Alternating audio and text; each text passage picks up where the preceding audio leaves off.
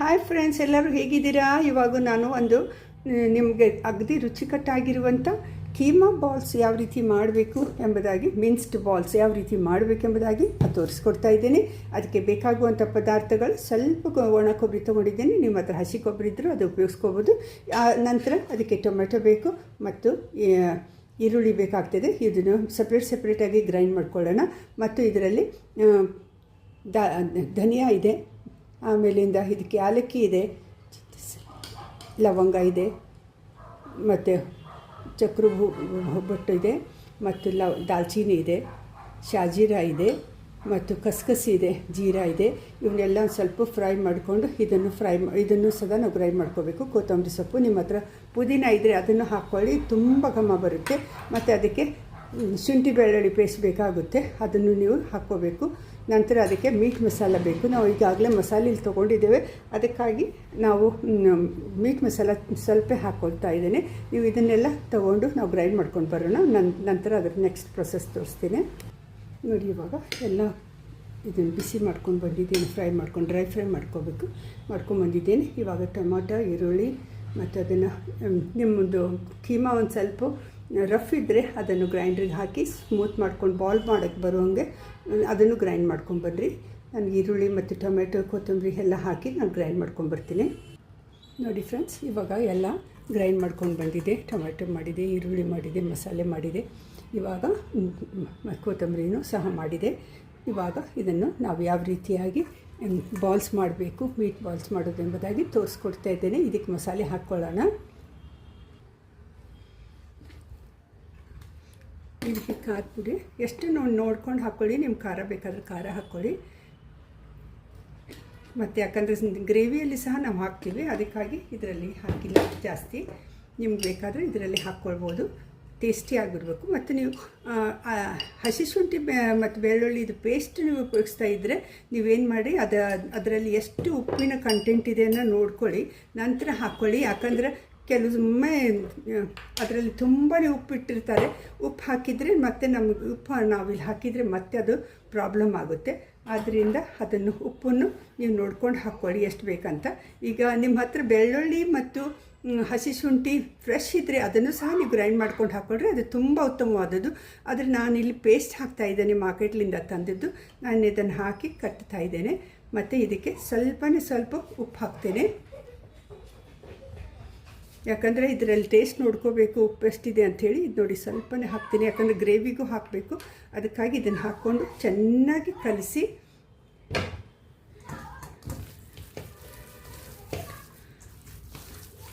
ಗರಂ ಮಸಾಲ ಸ್ವಲ್ಪ ಹಾಕ್ಕೊಳ್ಳೋಣ, ಮೀಟ್ ಮಸಾಲ,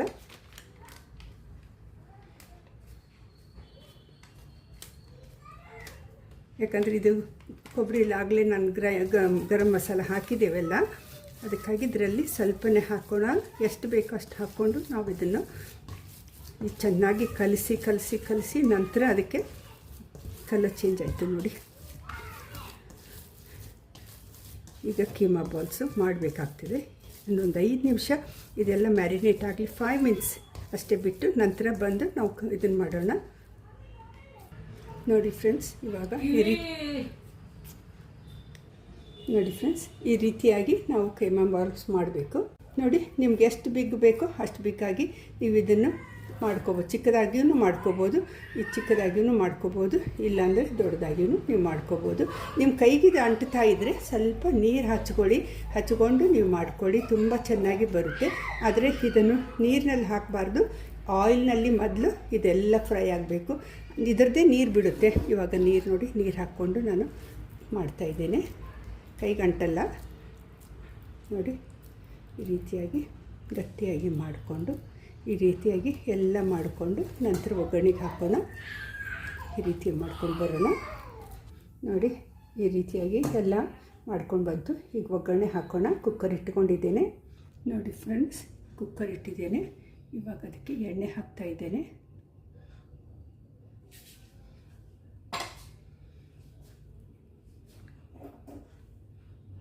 ನೋಡಿ, ಇದೆ ಎಣ್ಣೆ ಕಾದಿದೆ. ಈಗ ಎಣ್ಣೆ ಕಾದಿದ್ರಲ್ಲಿ ನಾನು ಈರುಳ್ಳಿ ಹಾಕೋಣ. ನೋಡಿ, ಎಣ್ಣೆ ಕಾದಿದೆ. ಚೆನ್ನಾಗಿ ಕಾದಿದೆ. ಇದರಲ್ಲಿ ಈರುಳ್ಳಿ ಹಾಕಿದ್ದೇನೆ.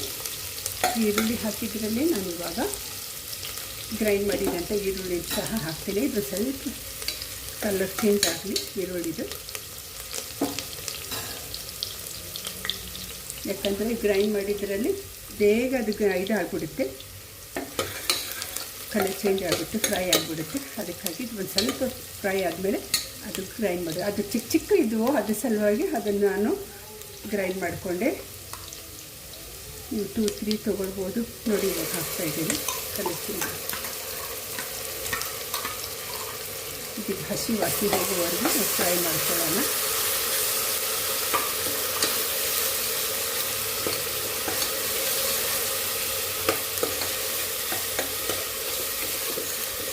ಇದು ಸ್ವಲ್ಪ ಗ್ರೇವಿ ಆಗಲಿ ಅಂತ ಇದು ಈರುಳ್ಳಿ ಹಾಕ್ಕೊಂಡಿದ್ದೀವಿ, ಥಿಕ್ಕಾಗಲಿ ಅಂತ.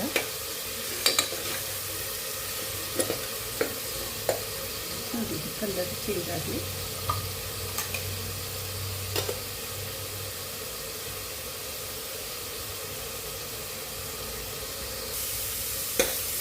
ನೋಡಿ ಹಸಿ ವಾಸನೆ ಹೋಗಿದೆ.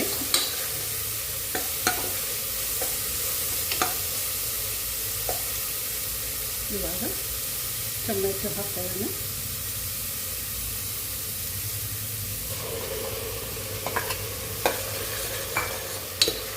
ಇದಕ್ಕೆ ವೆಟ್ ವಾಸನೆ ಇದಕ್ಕೆಲ್ಲ ಹೋಗಲಿ, ಯಾಕಂದರೆ ಇದು ನಾನು ಯಾವುದು ಬಾಯ್ಲ್ ಮಾಡ್ಕೊಂಡಿಲ್ಲ, ಫ್ರೈ ಮಾಡ್ಕೊಂಡಿಲ್ಲ. ಟೊಮೆಟೊ ಹಂಗೆ ಡೈರೆಕ್ಟಾಗಿ ಗ್ರೈಂಡ್ ಮಾಡ್ಕೊಂಡಿದ್ದು, ಅದರದ್ದು ಹಸಿ ವಾಸನೆ ಹೋಗಲಿ. ಇದು ಹಸಿ ವಾಸನೆ ಹೋಗ್ತಾ ಹೋಗ್ತಾ ನಾನು ಇವಾಗ ಅದಕ್ಕೆ ಡ್ರೈ ಎಲ್ಲ ಹಾಕ್ತೇನೆ.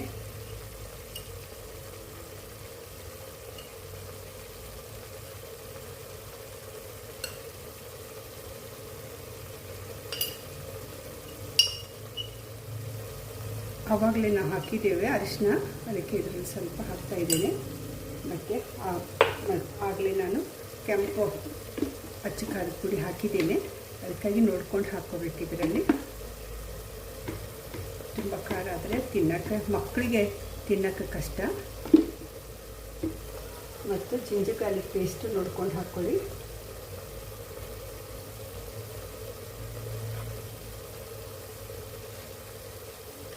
ಉಪ್ಪು ಸಹ ಇದು ಕಲಿಸಿ ನಂತರ ಟೇಸ್ಟ್ ನೋಡಬೇಕು.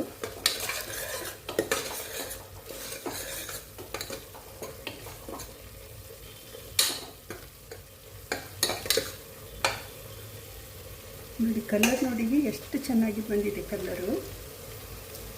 ಇವಾಗ ಸ್ವಲ್ಪ ಮೀಟ್ ಮಸಾಲ ಹಾಕ್ಕೊಳ್ಳೋಣ. ಆಗಲೇ ಬಾಲ್ ಮಾಡೋಕ್ಕೆ ಹಾಕಿದ್ದೆ, ಈಗ ಸ್ವಲ್ಪ ಒಂದು 1/2 ಟೀ ಸ್ಪೂನ್ ಅಷ್ಟೇ ಇದೆ, ಯಾಕಂದರೆ ನಾವೀಗ ಮಸಾಲ ಹಾಕ್ತೀನಲ್ಲ ಅದರಲ್ಲಿದೆ.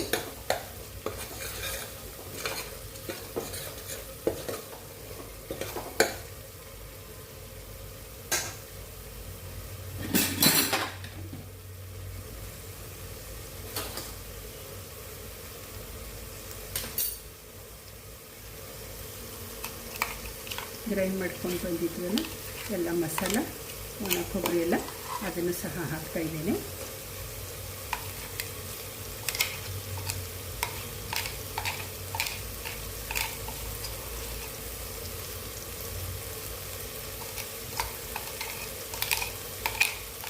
ಯಾಕಂದರೆ ಇದು ಫ್ರೈ ಮಾಡಿದ್ದಿರೋದ್ರಿಂದ ಜಾಸ್ತಿ ಏನು ನಾವು ಫ್ರೈ ಮಾಡೋದು ಬೇಕಾಗಿಲ್ಲ.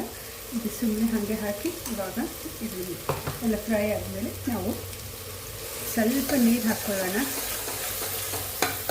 ಯಾಕಂದ್ರೆ ಮಸಾಲೆ ಹೊತ್ತಿ ಬಿಡಬಾರ್ದು, ಹೊತ್ತಿದೆ, ಅದಕ್ಕಾಗಿ 1-2 ಹನಿ ನೀರು ಈಗ ಗ್ರೈಂಡರ್ಗೆ ಮತ್ತು ಇದಕ್ಕೆ ಹಾಕಿ ತಗೊಳ್ಳೋಣ. ನೋಡಿ ಇವಾಗ ನಿಮ್ಗೆ ಎಷ್ಟು ಕಲರ್ ಬೇಕು, ಎಷ್ಟು ಖಾರ ಬೇಕು, ಉಪ್ಪು ಬೇಕು ನೋಡ್ಕೊಳ್ಳಿ. ಈಗಾಗಲೇ ಬಾಯ್ಲ್ ಆಗ್ತಾಯಿದೆ. ಇವಾಗ ನಾನು ಇದನ್ನು ಬಾಲ್ಸ್ ಎಲ್ಲ ಇದರಲ್ಲಿ ಹಾಕ್ತಾಯಿದ್ದೇನೆ, 1 by 1.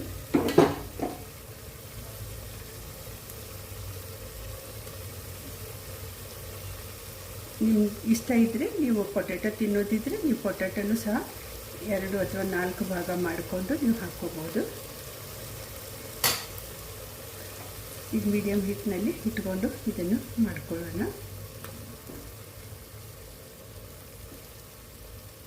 ಅದರದ್ದೇ ನೀರು ಬಿಡುತ್ತೆ. ಇವಾಗ ಸ್ವಲ್ಪ ಮುಚ್ಚಿ ಹೋಗೋಣ ಅಷ್ಟೇ. ನಂತರ ಅದು ಕುಕ್ಕರ್ ಲಿಡ್ ಹಾಕೋಣ. ಫಸ್ಟ್ ಅದು ವಾಟರ್ ಬಿಡಲಿ, ಆಮೇಲೆ ನಾವು ಕೈ ಅದ್ದಿ ಮಾಡಿದ್ವಲ್ಲ ಅದು ನೀರು ಸಹ ಹಾಕ್ಬೋದು ಇದಕ್ಕೆ.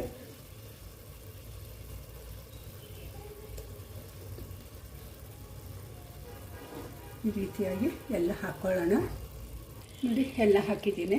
ಈಗ ಏನು ಒಳ್ಳಾಡಿಸ್ದೆ ಇದು ನನಗೆ ಸುಮ್ಮನೆ ಒಂದು ಮೀಡಿಯಮ್ ಹೀಟ್ನಲ್ಲಿ ಬಿಟ್ಟಿರೋಣ.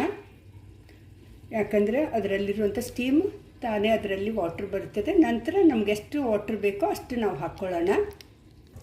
ನೋಡಿ ಕೊತ್ತಂಬರಿನೂ ಹಾಕಲಿಲ್ಲ, ನನ್ನ ನೆನಪು ಹರಿದೆ, ಇವಾಗ ಹಾಕ್ತಾಯಿದ್ದೀನಿ.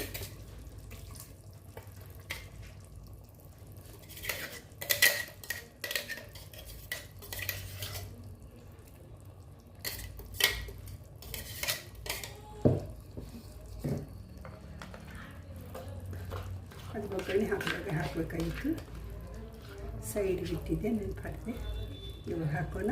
ನಂತರ ಅದಕ್ಕೆ ನೀರು ಹಾಕಿ ಇದೆಲ್ಲ ಬಿಸಿ ಆದಮೇಲೆ ನೀರು ಹಾಕಿ ಅದನ್ನು ಅಲ್ಲಾಡಿಸೋಣ. ಈಗ ಅಲ್ಲಾಡಿಸಿದ್ರೆ ಅದು ಇವೆಲ್ಲ ಬಾಲ್ಸ್ ಎಲ್ಲ ಒಡೆದು ಹೋಗುತ್ತೆ. ಅದಕ್ಕಾಗಿ ಹಿಂಗೆ ಇದನ್ನು ಸ್ವಲ್ಪ ಹೊತ್ತು ನಂತರ ಅದನ್ನು ನೋಡ್ಕೊಳ್ಳೋಣ. ನೋಡಿ ಎಷ್ಟು ಚೆನ್ನಾಗಿ ಬಾಯ್ಲ್ ಆಗ್ತಾಯಿದೆ. ನಂತರ ಇನ್ನೊಂದು 2 ನಿಮಿಷ ಬಾಯ್ಲ್ ಆದಮೇಲೆ ಮುಚ್ಚಿಟ್ಟು ಮತ್ತೆ 2 ನಿಮಿಷ ಆದಮೇಲೆ ಅದನ್ನು ನಾವು ಅಲ್ಲಾಡಿಸೋಣ. ಈಗ ಬಾಯ್ಲ್ ಆಗ್ತಾಯಿದೆ. ಈಗ ಸ್ವಲ್ಪ ಇದು ಕೊತ್ತಂಬರಿ ಎಲ್ಲ ಅಲ್ಲಾಡಿಸಿ ನಂತರ ಅದಕ್ಕೆ ಲಿಡ್ ಹಾಕಿ 3-4 ಸೀಟಿ ಹೊಡಿಸೋಣ. ನೋಡಿ ಇವಾಗ ಇದು ಬಾಯ್ಲ್ ಆಗ್ತಾಯಿದೆ. ಇವಾಗ ಲಿಡ್ ಹಾಕಿ ಮುಚ್ಚೋಣ.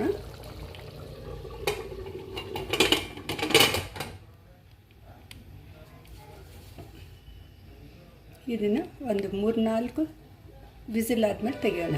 ನೋಡಿ ಫ್ರೆಂಡ್ಸ್, ಎಷ್ಟು ಚೆನ್ನಾಗಿರುವಂಥ ಒಂದು ಮಟನ್ ಗ್ರೇವಿ ಬಾಲ್ಸ್ ಎಲ್ಲ ಚೆನ್ನಾಗಿ ಆಗಿದೆ.